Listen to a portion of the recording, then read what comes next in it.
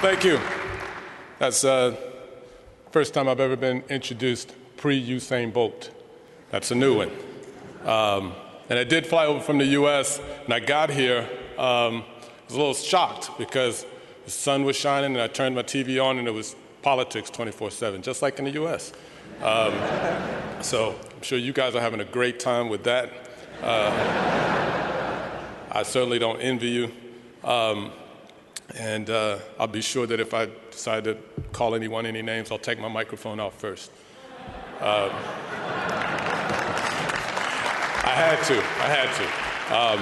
When I finished high school and I started to get scholarship offers and I had to choose a coach and a university to go to, and there was one coach who didn't tell me that I needed to change my style to be successful. Every other coach told me, you must change your style to run like the people back there to be successful.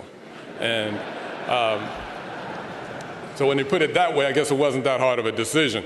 But I chose a coach who took a much more simplistic view and outlook on things and understood that, look, it's different, but he's in front. It's different, but he's not doing anything that's limiting him as a sprinter, so we'll go with that. So I chose that coach and went against what a lot of people thought I should do. I always loved running from the time I was a kid. I mean, from a very young age, I always loved running everywhere. And so when I was in university and during those 4 years, I always loved training.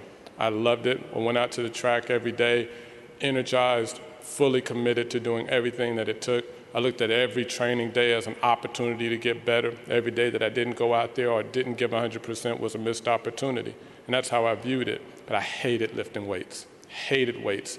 And so I didn't really spend that much time with it. I didn't put the same commitment into my strength training program as I did out on the track. And I knew that that was the cause of the injury. And so in a world where even then, everything is someone else's fault, I learned early on that, I am responsible for my own success. I have this potential. It is mine, and it's up to me to realize it, and no one else, not my coach, not anyone else. He's going to continue to coach long after my career is over. Usain Bolt, you've both been 200-meter champions. You're a very different build. He's, 6'7". It's very interesting. Tell us about your different styles for 200 meters, and are you very lucky that he can't run as far as 400 meters, or he might take your world record there as well?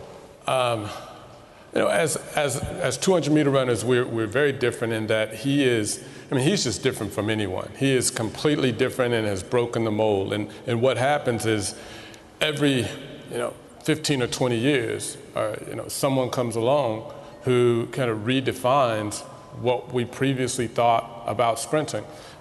Myself, for example, people said, hey, he runs funny. He's never going to be successful doing that.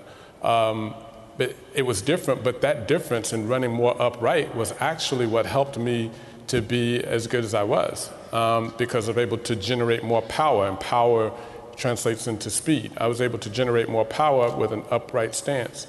Usain Bolt is 6'7", and what had happened previously in the 100 meters, we got so caught up, and coaches got so caught up in the first 30 meters, because it's a very short race. You gain the advantage over the first 30 meters in what we call the drive phase, where you're able to push back against the track. And tall guys can't do that really well because they don't have the coordination. We all know that, look, if you've got a longer stride and you're taller, you're going to cover more ground. We'd all love to have that. But when the focus switched from guys who were taller to guys who are a little bit shorter because of so much focus in the first 30 meters, people like Usain Bolt, if he came into any coach's office and said, I want to be a 100-meter runner, they'd turn him into a 400-meter runner. But the difference with him is that he is 6'7", so he has a stride that no one can match, but he's able to run like he's 5'10".